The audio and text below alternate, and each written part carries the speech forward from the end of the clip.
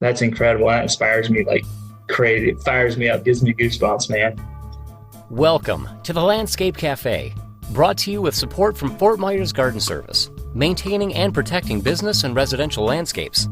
Visit FortMyersGardenService.com or call 239-990-7494. So I'm sure you work in your business a little bit and on it as well. When you work in your business, what do you do when you work in your business? Okay, so I love how you phrase this because I agree with you. And if I didn't have partners, none of these businesses would be where they're at today. Because when I was starting, I was not a person that was able to delegate. I was a micromanager for a while, which is the worst possible scenario if you're trying to scale a business. Yep, I've been there before. I've learned that. Well, because you start with nothing, you're very proud of it, you put in a lot of work, it feels like the right thing to do. You're protecting it, just like a mother protects its children. I mean, it's your baby. You don't want anything to happen to it. Unfortunately, it doesn't allow you to screw it. You know, my grandfather used to say, you're not going to get rich off the sweat of your own brow. You have to surround yourself with a team, preferably smarter than you. And so I'm 75% of the time, I'm boots on the ground. I'm in sales. I'm in my sales office now, and I'll be doing sales all day, whether it be through podcasts, whether it be through social media. I go out in the field and measure 4 times a week. And so I like to get in front of clients. I like to communicate. I like to seek out new opportunities. That just seems to be one of the easiest ways. As far as working on the business, we do have a lot of meetings, not long meetings. We used to have these long meetings. They're just torture. 15-minute meetings, max 20-minute, max meeting. Because we're all going into it knowing we just need to make a decision. Whether it's right or wrong, we just want to make a decision. If we can collectively come up with a decision, then we go. So we've hired some really cool people that are much smarter than us, general manager, people in HR now that are making a lot of these decisions for us now. But if it's depending on what it is, we will all convene, you know, with the convenience of Skype and FaceTime. It's easy to get everybody on a call quickly. Right. And also, Bailey, working on the business, if you don't have a mission or kind of a 5-year goal set out, we've always been big on goals. Reset our goals probably. We just reset it 2 months ago. It's our 5th time since we started 20 years ago, because you hit it and then you hit it. Because like if you hit it and you don't reset it, you're just going to stay there. Exactly. And so vision drives decision. If you have a vision for something, hopefully your day-to-day decisions will drive you closer to that vision. But if you don't set a vision up there, you're just never going to get there. Even if it's a little bit at a time. I don't care if you have 1, 2, 3 employees. Every decision you make would be critical to that vision. And as the company starts to grow and you start to delegate more and give more responsibility, you can work on that business more as it starts to grow. But I think most people lack patience for that vision. They're not willing to accept and fall in love with the process. They just want this. And it just doesn't work that way. It doesn't work that way. And so if you can quench that desire to fast forward to that goal and fall in love more with the process, it'll happen a lot quicker. Something I wrote down there was fall in love with the process, and having the vision drives the decision. I love that. I love what you just said, because man, everybody wants, you know, the ice cream on your birthday, you know, but you got to go through the entire year to be able to get the ice cream, or you always want to have 10 utility trucks on the road doing services. But, you know, you got 2 now. So if you can focus on creating an amazing culture with the guys that are there now, and what does that mean? I think this has kind of been misconstrued over the last couple of years. That doesn't mean you need a fucking bar and a ping pong table and a weight bench in the barn when the guys get back. That's not how you build culture. You build culture by Monday morning fucking having 5-minute coffee talk with one of your guys. Sit down and what's going on in your life? Where do you want to be? What are you doing? Mm-hmm. People want to be a part of something bigger than themselves, but they want to know that they can trust you. And you build that trust by having those real conversations with them. And one of the things I'm most proud of at our company, all of them, is our culture. Mm-hmm. We don't have a lot of turnover. It's taken a long time, but it's got to the point now where I'm hearing people like, we had 2 applicants from a company called Gartner come over the other day. Now, Gartner, I don't know if you've heard, is a big firm, and a lot of people out of college want to go work there. It's a big technology. I don't even know what the hell they do. It's like the Google of Southwest Florida. Yeah. I know there's a lot of people there. There's a lot. And when I started seeing some of the applicants coming over, it's, geez, we must be doing something right. Mm-hmm. If somebody that's currently full-time employed at a big firm like this is maybe not happy with where it's going or wants a change, and they see what we have going on, that's a big compliment. But that took a long time of just building a family within the organization and showing them that they care. You know, I'm always one of the first ones here, last one to leave.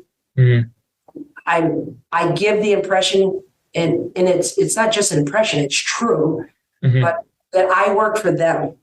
Yeah. Nobody at this company works for me. Mm-hmm. I don't even like hearing that. Right.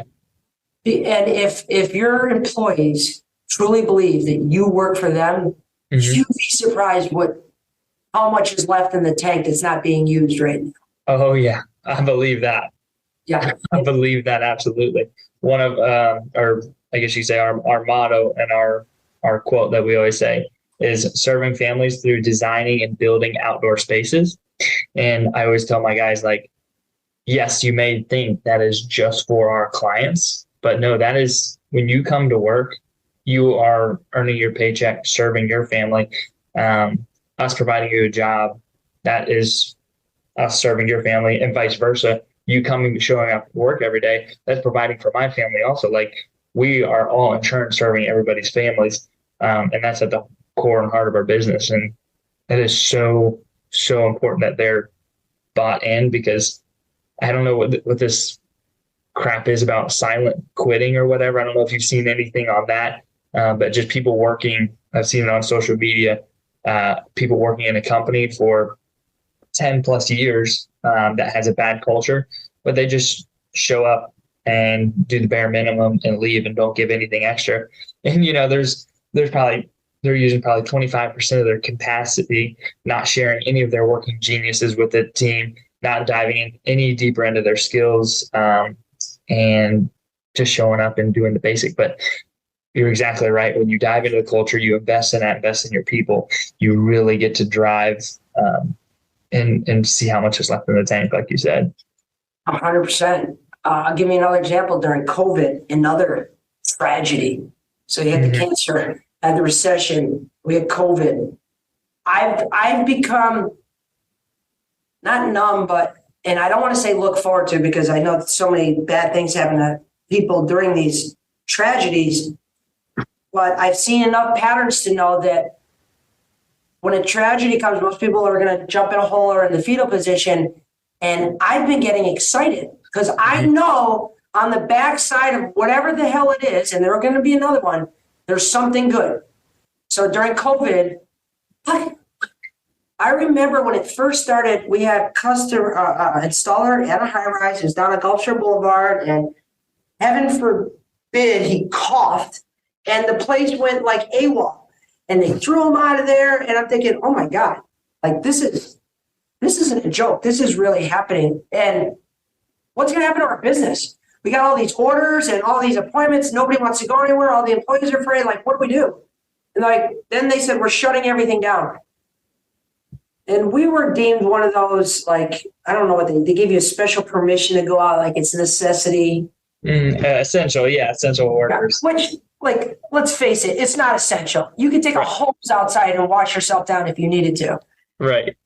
We sent everybody home for 45 days. We shut the entire business down for 45 days, which that's unbelievable. Unbelievable, And we paid everybody the entire time. You paid everybody at the same time? Insurance, you're talking, there's 175 employees right now. We paid every single person every weekly, 40-hour weeks or their salary, whichever it was, plus benefits, plus retirement, plus the medical, everything. And now we didn't know how long this was going to go for. Internally, like, we're doing the math, like, okay, we can do this. We can only do it so long. Like, we're conservative, we save, but we only save so much, And so it's like, okay, we planned 30 days, 45 days. We came back, and the culture at the business was 10 times better than it was before. And I thought before it was unbelievable. Right. And what ended up happening was not only were the employees ecstatic that they didn't go backwards financially, their spouses were ecstatic. And I was getting calls from employee spouses saying how grateful they were that they didn't have, because their boss fucking shit canned them or just left them in the dark, which can actually be even worse. The fear of the unknown is like one of the scariest things that people have to deal with. Your biggest fear is your biggest fear. So like, if you don't know what's coming, it's just natural to think the worst possible scenarios. Mm-hmm. Well, we took that fear off the table. You're getting paid. Don't worry. That's insane. Take care of your family. And when we come back, be ready to kick some ass. Right. And they did. I mean, they did. And they still are. And then this hurricane thing happened. Here's another tragedy. Mm-hmm. Well, a year before the hurricane, we reinvested in the business and we bought this massive autoclave, $3 million machine. It makes impact-rated glass, laminated glass. Because architectural has wine cellars, we use the laminated glass for a thermal issue and bullet-resistant glass and stair treads. You need the structure from it. And we've kind of been testing it for about a year and playing. It's a big machine. Mm-hmm. And we're just getting ready to, like, okay, we got all the ducks in a row. Now we're ready to start, like, rolling it out to everybody in the whole state. Going to take orders now. And then the hurricane comes. Nuts. Well, then the hurricane came, and now you need laminated glass for impact windows. Well, you need an autoclave to do that. And we have the only one in Southwest Florida. The next closest one's up in like Tampa. And so that hurricane could have went anywhere along the West Coast. It was originally scheduled for Tampa, I think. And then it came down and it came here, right where the only autoclave is for making impact glass for hurricane. Mm-hmm. And so now there's this massive influx of laminated glass getting produced because of it. So, I guess the lesson here is when you think your world is crashing because of a natural disaster, pandemic, or recession, just know that the world's not going to end. It's going to slow things down, but it's going to put a lot of people out of business. And if you can stay strong enough and keep your head up, this is where all the fruits bear, because now you have no competition. Mm-hmm. And it kind of resets the markets. And I've seen this 4 times now, whether it's the recession, pandemic, hurricane. I think there was one other thing thrown in there, but nevertheless, there's always been a bright spot on the other side. It's something I want to tell you is that's a beautiful thing right there, because that is exactly scripture. James chapter 1, verse 2 says, testing your faith, count it all joy, my brothers, when you meet trials of various kinds, for you know that the testing of your faith produces steadfastness. And let your steadfastness have full effect, that you may be perfect and complete, lacking in nothing. And so all those 4 stories that you just said are literally it gives me goosebumps, man, because that's straight up aligned with scripture. You guys and that's a beautiful thing, dude. That's absolutely beautiful. Incredible. I trust it 100%. Yeah. I am no longer fearful of anything bad happening in the economy or anything, because I know that our team and myself is strong enough to withstand that. Yeah. We have good values. We're conservative financially, so we can withstand these storms, but you have to have the will to do it. And you got to have your faith. You got to keep the faith. 100%, man. And it's worked. It's undefeated. That scripture, it's undefeated. It's never incredible. That's a beautiful, beautiful picture, man.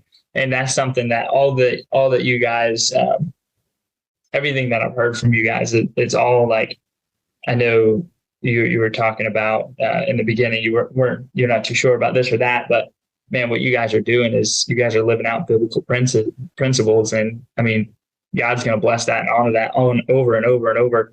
And we've talked a couple times, and each time you said, doing right by the customer, doing right by our team, doing right by this. And it's like, man, that's what we're called to do, and that's huge, man. You guys have already seen the fruit from that. 10 stores. I mean, you guys have MAG, you guys have My Shower Door, you guys have been rocking. It's pretty incredible, man. And the gospel and being a follower of Christ, not all of it is beautiful and perfect, but being able to keep your faith and just at the center of it, no matter what, and following those principles, what he calls us to do. It's pretty incredible, man. And it's produced some serious fruit for your family. And what the best part about it is it doesn't just produce for your family because the way you guys carry everything out. It's also for every single family that works for you guys. I know you guys pay your team well. And so that family can go home, they can have enough food for their groceries, they can go to a safe place to sleep at night and provide for their kids.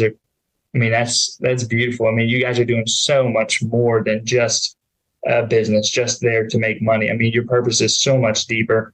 And man, I'm so inspired by that. I've always said, man, I don't want to be a big company. I want to be small because I want to offer that mom and pop shop comfortable feel. But what you guys have done, I feel like you guys have brought that on a big scale, and you're still offering that mom and pop, but with massive just qualities that you can offer to builders, your contractors, to residential homeowners. I mean, it's pretty incredible what you guys accomplished. I followed you and also your dad on Facebook for quite a while now, but I got to meet him at the Red Sox game, or not at the game, but at the opening day. And he was there talking with some of the Red Sox affiliates. And man, it was cool. I definitely got a good sense that he wasn't some guy in a skyscraper. No. And he was just like, I was like, man, you guys look so big and you guys are rocking it. But he was a down to earth, humble guy. And I got to meet your mom as well. And man, just a cool family.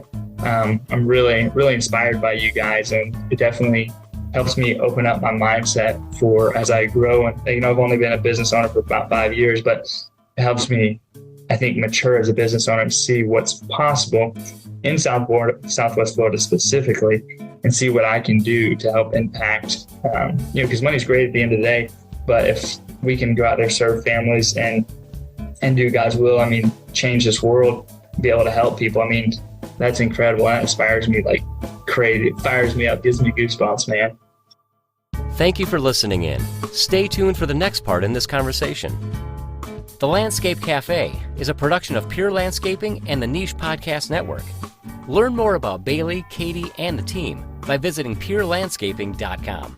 You can find us anywhere you listen to podcasts. And don't forget, the best place to rate or follow the show is at thelandscapecafe.com.